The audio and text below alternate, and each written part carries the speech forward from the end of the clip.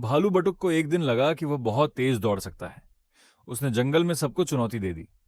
दौड़ शुरू हुई और बटुक पूरे जोश से भागा, लेकिन 10 कदम में ही रुक गया। बोला, मैं पहले नाश्ता कर लूं। उसने शहद खाया, फल खाए और फिर सो गया।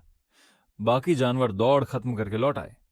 बटुक उठकर बोला, मैं जीत गया क्योंकि मैंने सबसे ज्यादा आराम किया। सब हंस पड़े। बटुक मुस्कुराया और बोला, जिंदगी में स्पीड नहीं, स्वीट चाहिए।